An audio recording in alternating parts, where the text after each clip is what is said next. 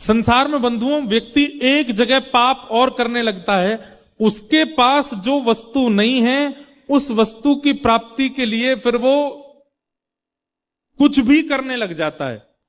हमारी एक बात ध्यान रखिएगा, संसार का एक स्वभाव है अपूर्णता।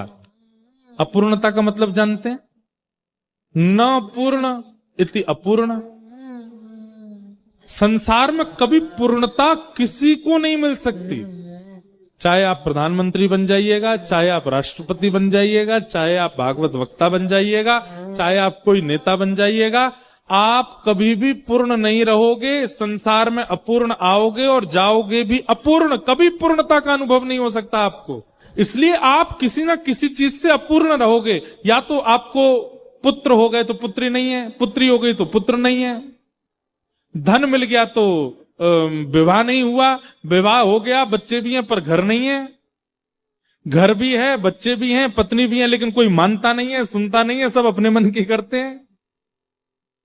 आप कहीं ना कहीं तो अपूर्ण रहोगे और उस अपूर्णता में ही आपको रहना चाहिए। और एक बात और बताएं, आप जैसे ही एक चीज को पूर्ण करने का प्रयास करोगे, दूसरी जगह से आप अपूर्ण ही हो रहे होगे।